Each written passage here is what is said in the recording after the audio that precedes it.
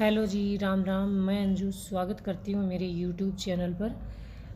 मेरा ज़िला झुंझुनू है और मैं जयपुर में रहती हूँ। मैं एक हाउसवाइफ हूँ, मेरे 2 बच्चे हैं। मेरे हिसाब से सोशल मीडिया पे इतना इंट्रोडक्शन काफ़ी होता है। तो आज मैं आपसे बात करने जा रही हूँ हाउसवाइफ के बारे में। मेरा मतलब हाउसवाइफ जो घर में रहती है, घर में रहकर कुछ काम करना चाहती है, कुछ इनकम करना चाहती है, तो उसके बारे में मैं आप लोगों से आज बात करने वाली हूँ। देखो, जो हाउसवाइफ होती है उनमें और जो पहले हाउसवाइफ होती थी और अब जो है उनमें बहुत फ़र्क है। ऐसा भी कह सकते हैं कि दिन रात का फ़र्क है। जैसे कि पहले वाली जो गृहिणी होती थी वो घर के काम के बाद खेतों में काम करती थी और खेतों में काम वो बहुत अच्छा करती थी। लेकिन आजकल की जो है वो देखो खेतों में इतना काम नहीं करती। गाँव में है वो तो आज भी करती हैं, लेकिन बहुत कम करती हैं। आजकल लड़कियों का काम बहुत कम करवाते हैं खेतों में। फिर उन्हें खेतों का काम उनको आता ही नहीं है। आजकल लोग मज़दूरों से ही काम ज़्यादा करवाते हैं, उनको इतना काम नहीं आता।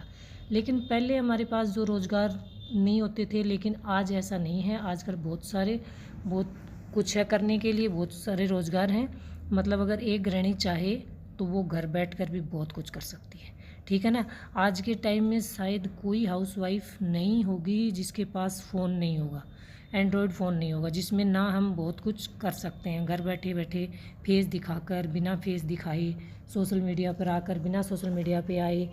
मेरा मतलब बहुत सारे ऑप्शन हैं अगर काम करना चाहे तो। आज मैं बहुत सारे ऑप्शन बताऊंगी, वीडियो के अंत तक ज़रूर बनी रहेगी। तो मेरा पहला ऑप्शन है, देखिए फ्रेंड, एक हाउसवाइफ अगर घर के अलावा काम करना चाहती है, कपड़े सिलाई का काम सबसे बेस्ट है और ये बहुत चलता है, ये कभी ना ख़त्म होने वाला काम है। तो दूसरा काम है, उसके बाद आता है हमारा ब्यूटी पार्लर का काम।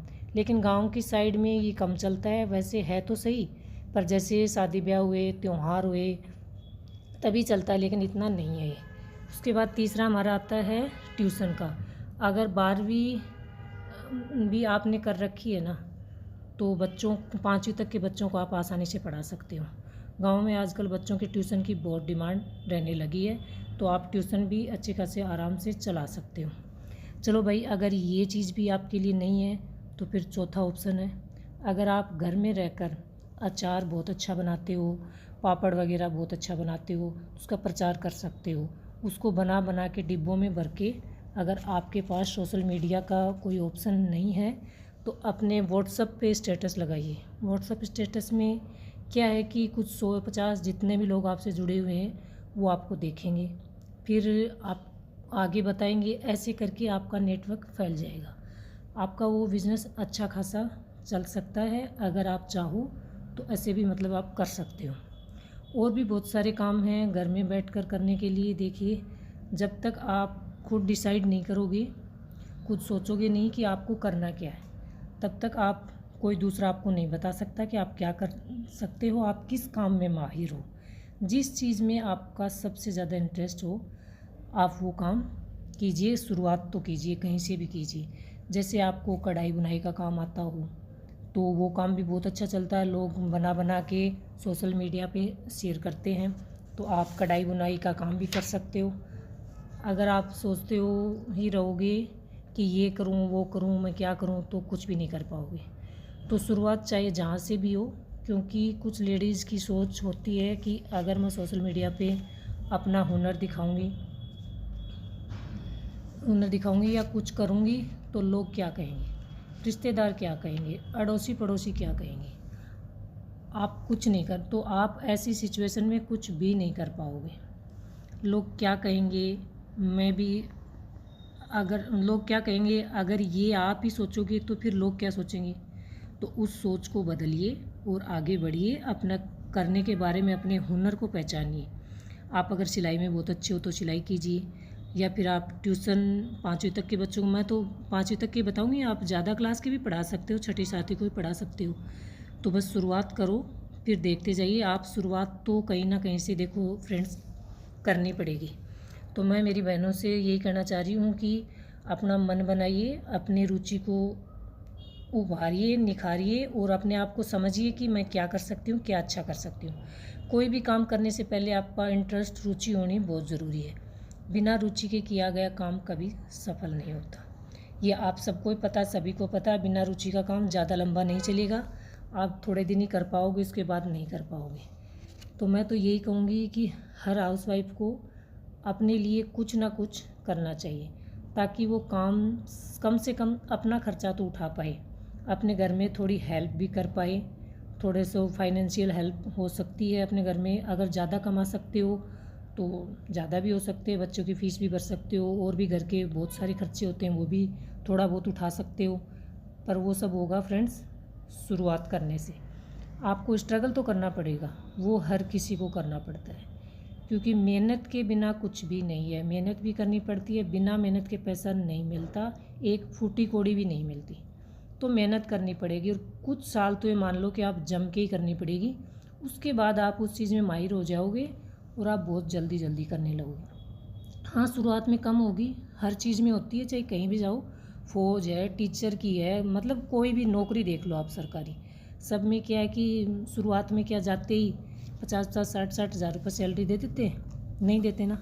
शुरुआत में सबकी कम होती। तो वैसे ही हम घर से कोई काम शुरू कर रहे हैं, शुरू में क्या बता हमें 100-200 मिले, 400-500 मिले, उसके बाद धीरे धीरे वो भी बढ़ने लगते हैं। जैसे जैसे हमारे हाथ की सफाई बढ़ती है, जैसे सिलाई में बढ़िया फिनिशिंग आती है, तो 2 लोग और दूसरों को भी बताते हैं आगे जाके।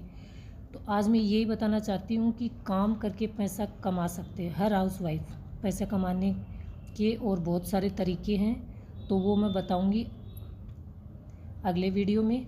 तो आप सब मेरे साथ जुड़े रहिएगा। ऐसे ही बहुत सारी वीडियोस में लेके आने वाली हूँ मोटिवेशन की हाउसवाइफ के लिए, और भी बहुत सारे टॉपिक हैं। आप एक चीज़ नोट करिए कि आप किस चीज़ से मोटिवेट होंगे। जैसे आप अगर सूट सिलते हो और एक सूट आपके पास आज सिलने के लिए आया, तो आपको क्या लगेगा, चलो कम से कम एक तो आया। फिर वो आप अच्छा सा ढंग से तरीके से सिल के दोगे तो वो 2 को और बताएगी, फिर और आएगा। ऐसे ही करके 1 आया, 2 आया, 3 आया।